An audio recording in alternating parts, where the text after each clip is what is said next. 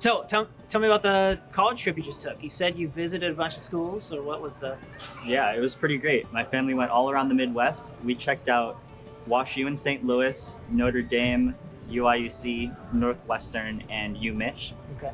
And University of Michigan was definitely my favorite. Their mechanical engineering and aerospace programs are great there. You're not going to major in English? I like English. I think I'm good at it, but I like engineering more. Okay. Well, Sorry, speaking of Mr. English, Ferrando. that's okay. Speaking of English, do you have? How about your submarining? Did you manage to get any of that done on the plane? Or? We'll call it a work in progress. I've been reading the same book for a month, but I'm getting it done. Fair enough, right? I mean, let's face it. That's one of the trickiest things that for us to do as teachers is try to. How do I pick books that engage, right?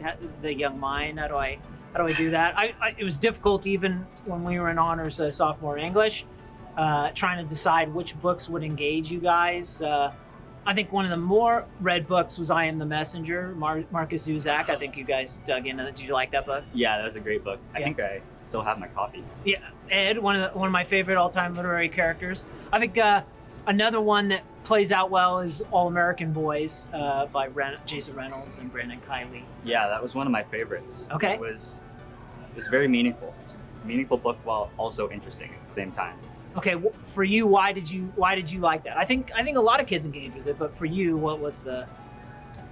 It made police brutality and the whole situation surrounding that more personable and more close to home, because I'd never experienced it, close to me before. And reading about it and the feelings and the thoughts of all the people involved was a truly different experience. Was it tough?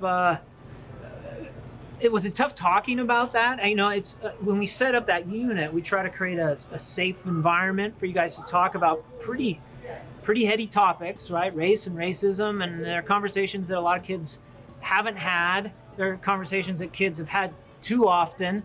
How did it feel? How did we set up the environment for you there?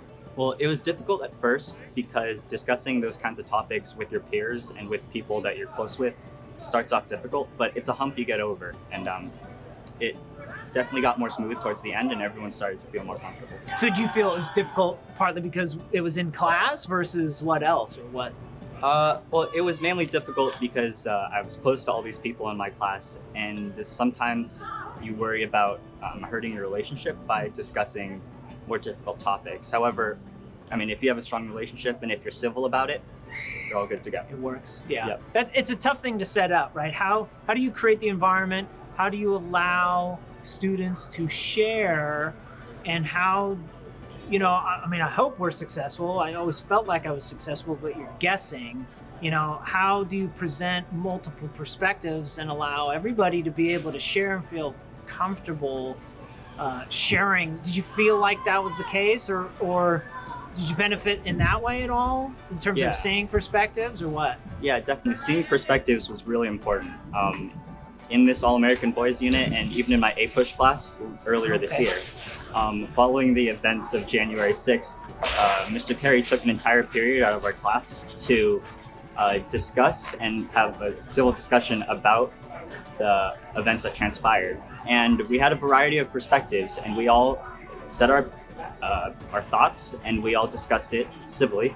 That's probably one of the biggest takeaways I'll have from Serra, is taking this idea of perspectives and looking at the world through a different lens to build empathy.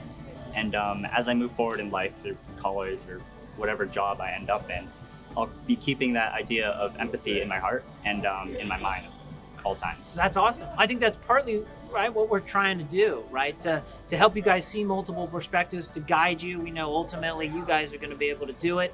You're going to put others before self, and boy, if you can walk away to Michigan or wherever you end up going with that in your mind, you're going to succeed, Nate. Good job, buddy.